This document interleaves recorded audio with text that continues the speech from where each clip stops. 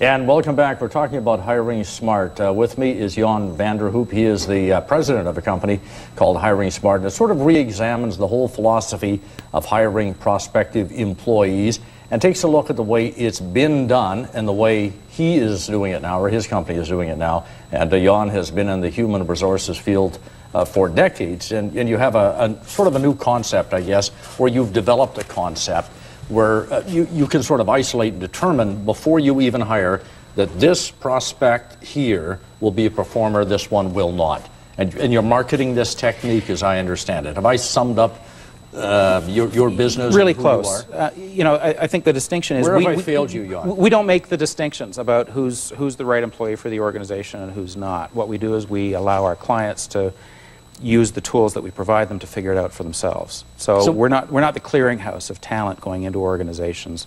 We provide the system that allows them to do a better job. What's wrong with the way most employers are doing it now? They're only gathering part of the information about the candidate.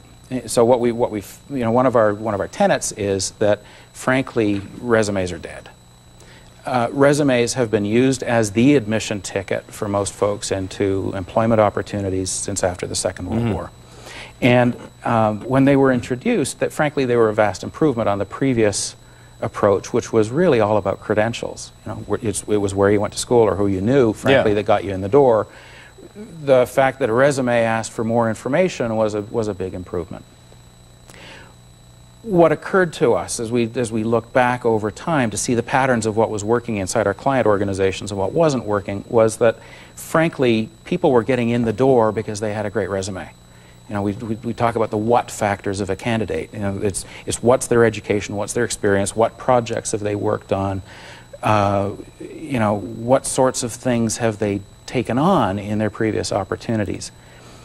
So those are the things that get people in the door and frankly get them a seat on the bus when they start working with the new organization. The things that most often get them fired, though, or the things that result in their being ineffective in their job, have nothing to do with those credentials, the what factors. They have everything to do with the who and the how, which is the stuff that's under the surface.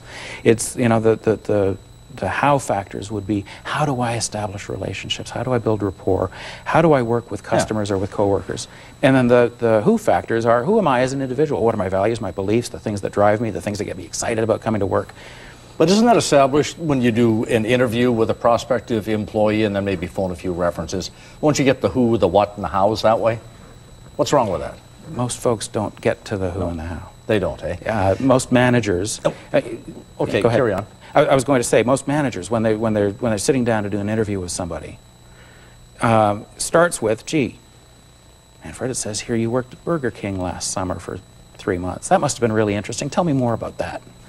And we've conditioned managers to work from the resume. We've conditioned managers to ask open-ended questions, and we're doing really well if we get them to the point where they're asking those open-ended questions. And we've said, okay, in addition to open-ended, make them behavioral. Ask them questions about situations, because how they reacted in those situations in the past, or so the theory goes, becomes a predictor of how We're rapidly running out of time. I find this interesting. You also indicate most people are in jobs, up to 80% of people are in jobs they don't really want. They just were looking for a job, applied for a bunch of jobs, they got an interview for this one, they took it. They trudge off to work, they get their paycheck, they trudge home. That's their life. Well, how do people get trapped into that kind of stuff? It's legacy stuff. We've been taught. Our generation was taught, you should be glad to have a job. You don't like your manager, you don't like the job, you got to suck it up and keep going back to work. Where that starts to break down is the next generations that follow us don't buy into that any longer. And so we're starting to see more portability in the workforce. But it doesn't matter whose statistics you look at, Manfred. I mean, there's all sorts of research out there that suggests that roughly 80% of the workforce is in some stage of disengagement with their work. The problem with most... Disengagement means they want out, they're looking for a better offer, they want to move. Depends. Either work sucks and I'm actively looking for employment elsewhere. That's about 20% of folks. There's this huge chunk, 60% in the middle, who frankly still show up at work. They have a bad day, they don't like their manager. It's not bad enough to have them polish up their resume and get out to work, finding work. Right, but they're certainly not productive. They're not as productive, they're not as committed, and frankly, those are the ones who employers are not finding. They're not tapping into that 60% chunk of the workforce when they're looking for employees the conventional ways, because they're not out there. They don't have up-to-date resumes. Then you can find these people.